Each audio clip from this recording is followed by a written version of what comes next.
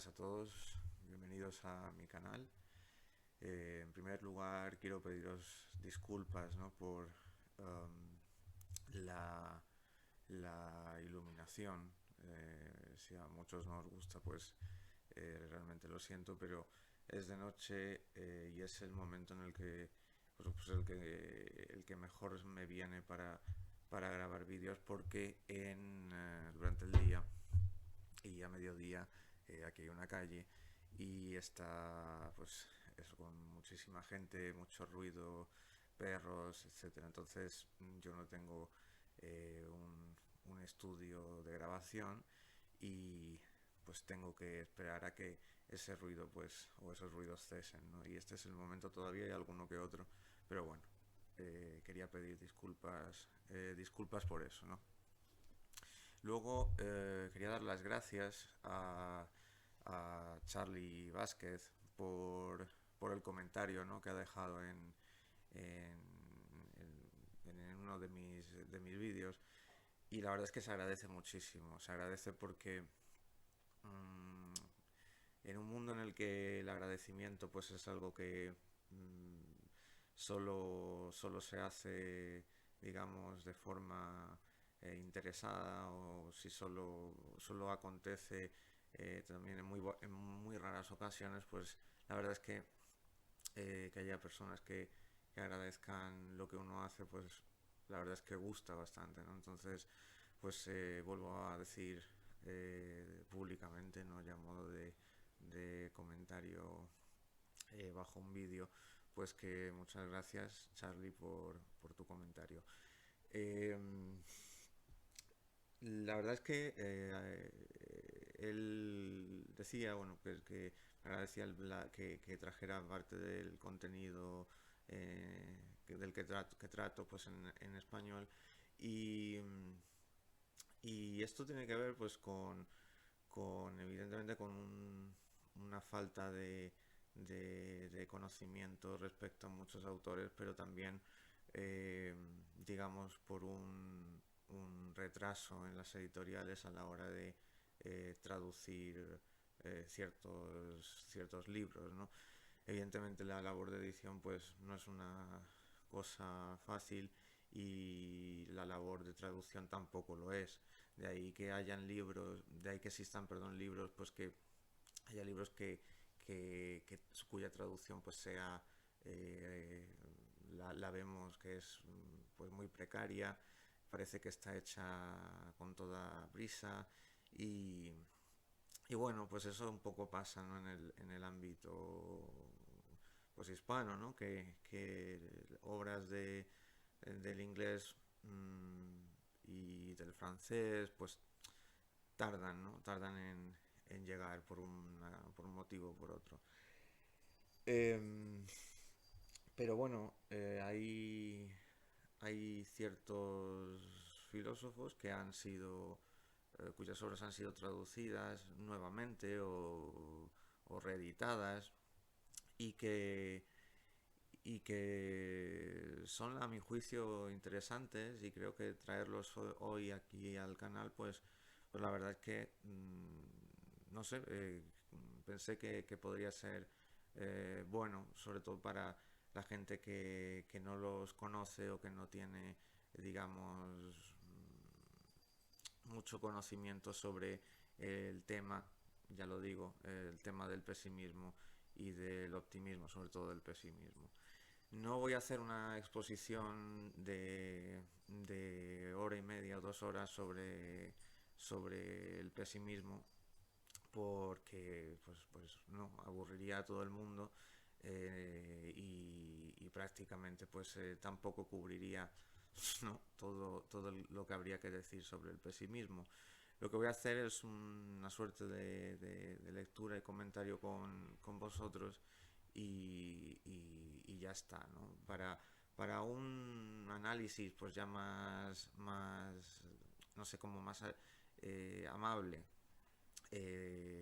sobre ciertos autores como por ejemplo Cioran, Ligotti, pues recomiendo ver los vídeos de GDS Filosofía sobre ellos, porque son bastante sencillos, y accesibles y, y son bastante intuitivos, ¿no? Y luego, pues la verdad es que hay vídeos pues en YouTube, ya digo, que cubren esto y lo hacen de una manera bastante sintética y bastante bien. Con lo cual aquí lo que haremos será eso, comentar algún que otro pasaje de ciertos filósofos llamados pesimistas y hacer un breve apunte sobre lo que sea el pesimismo y lo que yo considero que es el pesimismo, ¿no? Bueno, pues empezamos y yo el primero que el primer libro que traigo, ¿no? Pues es este de Cioran, se llama Ejercicios Negativos, está en la editorial Taurus y me parece que es un libro estupendo, ¿no? Me parece que el libro no tiene desperdicio porque no solamente es un libro más filosófico, y perdónenme ahora la expresión, que llorica. Me parece que tiene bastante rigor en los conceptos que maneja y bueno, pues el libro es, digamos, accesible para todos, pero cómo nos afecte, pues ya eso ya va a depender, ¿no? de cada uno. Por otro lado, es un libro que era, pues, digamos, como el caldo, ¿no? de cultivo para otra serie de libros, como por ejemplo pues el breviario que tiene Cioran, y, y no obstante, es un libro que, como digo, se deja leer muy bien, pero quizá haya que tener un poco de conocimiento de ciertas nociones de filosofía, ¿no? Cioran fue para mí sí fue un filósofo, a pesar de que él pues no rechazaba, ¿no? Esa, pues ese calificativo, pero para mí sí que lo fue. Um, Él hizo una tesis sobre Bergson y, y luego fue un lector, un ávido lector de Sartre, ¿no? El problema que encontró, mejor dicho, Cioran con estos autores es que de alguna manera eh, eh, existía en el primero, por ejemplo, con Bergson, le sucedió algo que realmente también me sucedió a mí. Y es que cuando uno lee a Bergson, pues es una lectura, pues ya digo, por un lado es intuitiva y luego ya pues tiene ciertas nociones y ciertos conceptos que hay que manejarlos con mucho cuidado, pero para lo que nos concierne en este vídeo sí que tiene un tono bastante, vamos a decir, optimista, alegre y, y positivo, ¿no? Entonces, claro, hay ciertas nociones que no aparecen en la obra de Bergson tanto como uno desearía considerando que era un filósofo, ¿no? Por ejemplo, pues nociones como decadencia, como muerte y como nada, pues son simplemente puestas o tiradas al cubo de la basura de una manera bastante, pues si ya el gesto de tirarlo a la basura es algo, en fin, eh, no muy digno de un filósofo, pues el hecho de simplemente hacer una serie de un argumento muy sencillito en torno a la nada y prácticamente convertir su filosofía en una especie de panvitalismo, pues al final mmm, como que a uno, a mí personalmente sí que me chocaba, ¿no? Decía, bueno, ¿y qué pasa con estos temas, ¿no? Y la verdad es que no lo encontraba, es como si hubiera una especie de olvido voluntario estas nociones.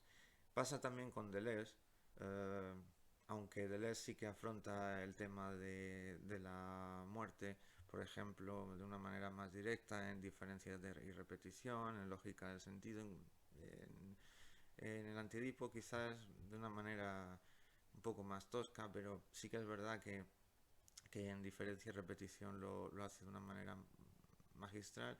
Lo que pasa es que luego se echa para atrás y ya parece que no quiere seguir avanzando por esa vía, ¿no?, que estaba abriendo.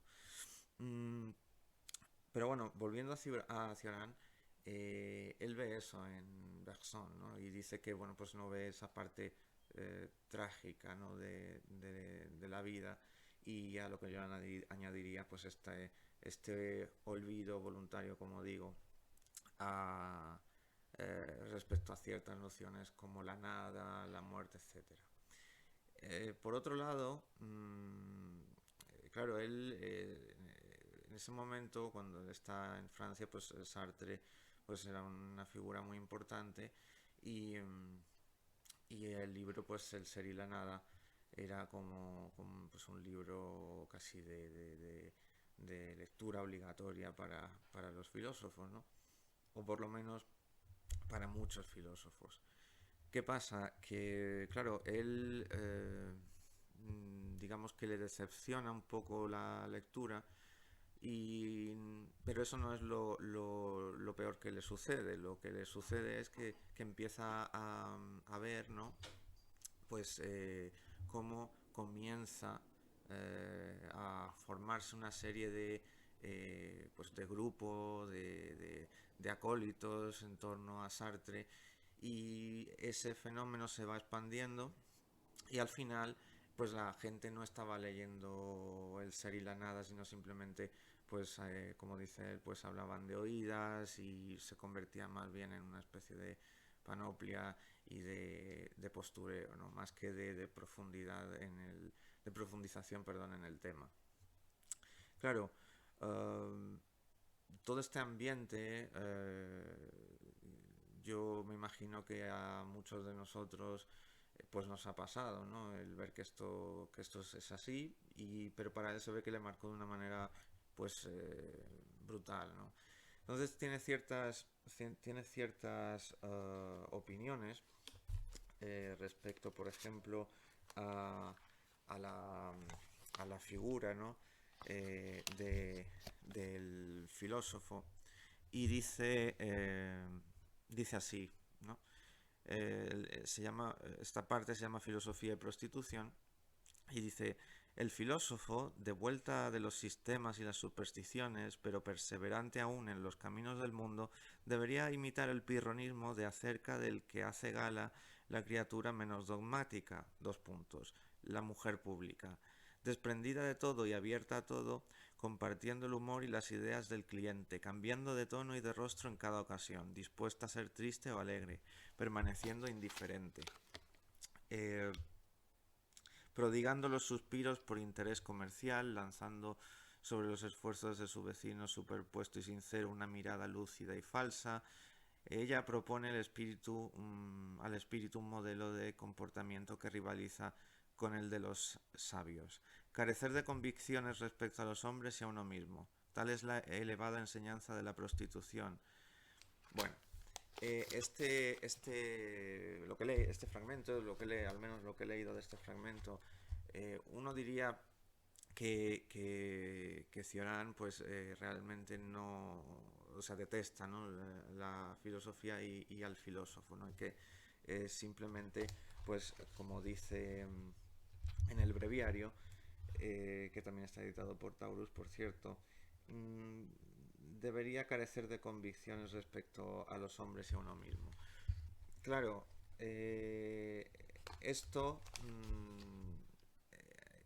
esto simplemente se puede explicar por la experiencia que él ha tenido previamente. Eh, Él ve que el mundo de la filosofía realmente se ha prostituido, con lo cual aquí está hablando precisamente de que si la filosofía se ha prostituido, pues lo mejor es ya hacerse prostituta de todas maneras y pues eso, no tener ningún tipo de convicciones. Justamente esto de no tener convicciones respecto a los demás, respecto al mundo, respecto a uno mismo, es una afirmación que digamos se repite mucho entre los filósofos pesimistas. En el caso de Cioran, yo lo que creo es que existe por su parte, una nostalgia hacia esas, digamos, convicciones y hacia, digamos, una especie de cultivo del espíritu, y viendo el panorama que él veía, pues realmente perdió toda esperanza, ¿no? Claro, en este momento, pues en el que estamos viviendo, podríamos tener una actitud pues similar, ¿no? Vemos las modas, vemos la estupidez que hay en el mundo, en la política sobre todo, eh, pero también en otros ámbitos o dominios, y realmente pues uno a veces querría retirarse y no saber absolutamente nada de nadie ni de nada, ¿no? Entonces, eh, claro, esta posición pues tiene ese toque que nos dice que Cioran realmente sí que tenía o sí que tenía en su momento pues interés por aquello que se estaba perdiendo, que ya se había perdido, ¿no? Solo que en última instancia, como suele pasar a muchos pesimistas, pues pierden toda fuerza de intentar dar cuenta de todo aquello que ellos consideran que se estaba o que se ha perdido, ¿no?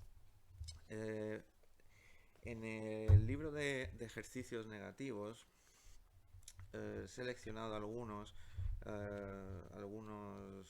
pasajes que me parecían bastante interesantes, um, y compartirlo, ¿no?, con vosotros. Por ejemplo, en la página 86 del libro de ejercicios negativos dice: en cada hombre yace una necesidad de abandonar el ideal, de ser lo que no es. Qué deleite exacerbar la infidelidad a uno mismo, ¿no? Claro, eh, lo que estoy leyendo es prácticamente algo similar a lo que decía en este libro, ¿verdad? Pero a continuación dice: a nuestro alrededor pululan traidores todavía tímidos que solo esperan un empujón para traicionar completamente su suerte, para volver a empezar una suerte nueva. La multitud gime, machacona, repitiendo las mismas pamemas, las de la fe o las de la incredulidad. Bueno, es lo que sucede hoy también, ¿no? En fin, no quiero decir ciertos temas porque no entran en este momento aquí, pero realmente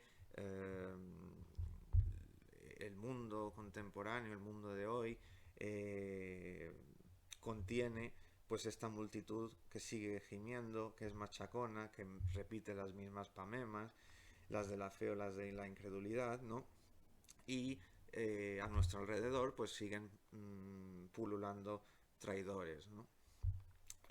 Pero, aparte de esto, dice: hay que socavar el edificio del hombre, pues si no, se hundirá imperceptiblemente en el pudridero de sus certidumbres y sin la excusa de haberlo deseado. Eh, Aquí, claro, el hombre y lo que da por cierto, ¿no? Esa especie de complacencia, ¿no? Entonces, socavar el edificio del hombre significa, o yo lo entiendo así, ir a esa exhumación de sus miedos, de sus traumas, de la fuente también de sus alegrías y, y por supuesto de su sistema de certidumbres, de certezas, de creencias, etcétera, ¿no? Eso es lo que entiendo, porque socavar el edificio del hombre no, aquí no, de aquí no se deduce, de aquí, perdón, no se sigue eh, que el hombre haya de ser destruido, porque lo que está diciendo es que no quiere que se hunda precisamente en el pudridero precisamente de sus certidumbres. O sea, de alguna manera quiere salvar al hombre o lo poco que queda de él, y lo poco que queda de él es precisamente lo que él veía en ese, lo que comentábamos antes, pues aquello que tenía valor y que de alguna manera pues se estaba olvidando o estaba cayendo en el olvido por parte de los filósofos y por parte de aquellas personas pues que tenían cierta inteligencia y que en última instancia se abandonaban a la pose y a la moda, ¿no? Claro, mmm, como vemos, esto es una suerte de propuesta, ¿no?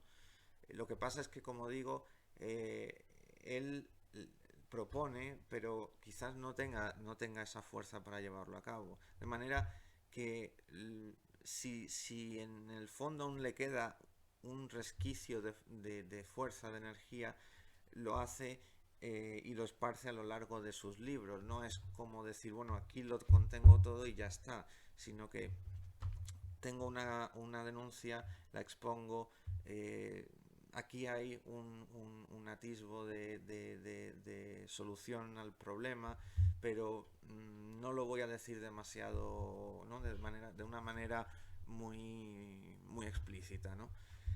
También obviamente por el carácter de Cioran, ¿no? Por otro lado, tenemos otro pasaje que me resultó interesante, ¿no? Y dice lo siguiente en la página 109, ¿no? Um, dice, todos llegamos con nuestra propia muerte ante las puertas de la filosofía. Como estas puertas están podridas y ya no queda nada que defender, se abren y cualquier cosa se convierte en tema filosófico. Que yo sepa, aquí esto no es algo que le guste, ¿no? Esto es un grito de denuncia, como lo que va a decir ahora mismo respecto a otros dos filósofos. Dice, imaginemos una monadología de Leibniz o una ética de Spinoza en la que los párrafos hubieran sido sustituidos por gritos. Es una imagen aproximada del pensamiento contemporáneo y del alma que lo sustenta. Claro, dice nuestras, y lo pone en cursiva, ¿no? Nuestras verdades matan la verdad o la exigencia de la verdad, ¿no? Eh, aquí está en relación con lo que he hablado antes, ¿no? Con ese socavar el edificio del hombre, ¿no? De nuestras verdades que podrían pasar por certidumbres, convenciones, etcétera, ¿no? Entonces, claro, todo eso, ese cierto relativismo, termina por matar la verdad o cualquier exigencia de verdad. Ya digo que esto, si no se ve de alguna manera con un poquito de lupa, ¿no? Con un poco de acercar la lupa, no lo vamos a ver y nos vamos a quedar únicamente con la queja, con el llanto o con la denuncia, ¿no? Y bueno, pues esto era un poco lo que quería decir de Cioran como uno de los representantes del pesimismo filosófico. Ahora bien, eh, cuando hablamos de pesimismo filosófico, yo entiendo que es más bien filosofía pesimista. Y me explico.